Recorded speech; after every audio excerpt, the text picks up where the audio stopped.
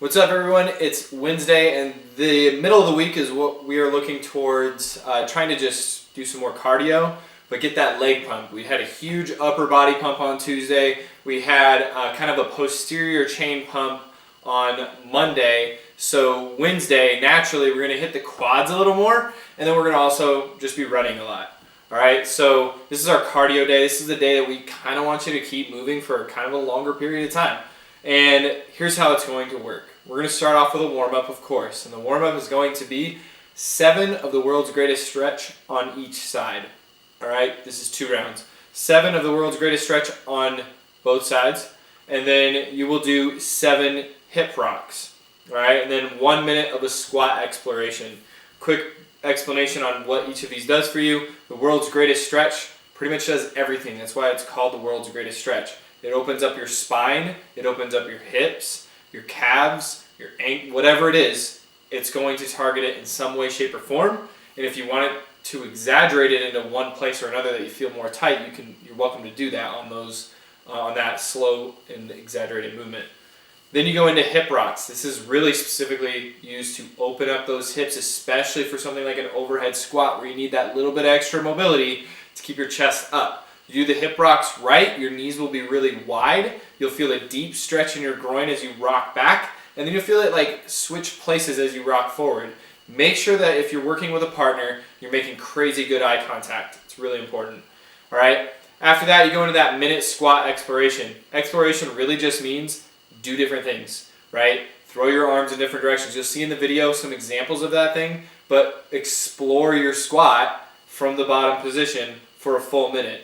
All right, lean into one side, press the knees out, press the knees in. You're really getting all of the joint lubrication going that you possibly can so that when you go into faster moving squats, you have more synovial fluid through hips, knees, ankles, whatever, so that you can more safely do it for higher repetitions without feeling any aches or pains.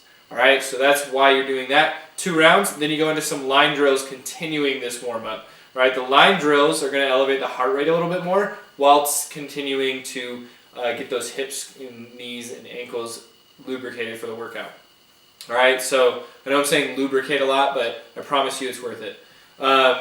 2 rounds of the line drills, not just 1 round. You're going to do 25-foot segment of single leg deadlift, and then 100-foot segment of 50 down and back if you do it that way, of butt kickers only on the right side. So only your right leg is lifting up underneath you. And remember, in butt kickers at our facility, we are trying to keep our foot directly underneath our hip and not let it scoot behind us like the elementary style butt kicker.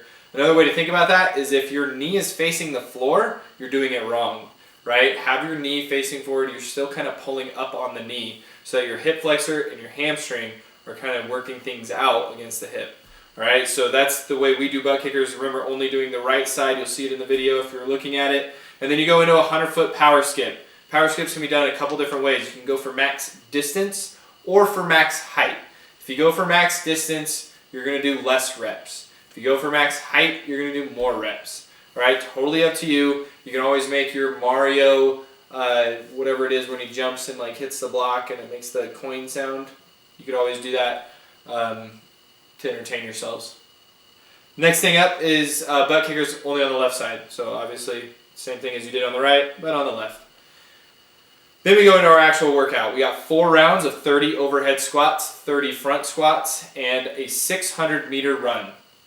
With the at-home style of this, we're looking to use probably just a broomstick. That's what I use in the video. But if you got a barbell hanging around, you could always switch over to that.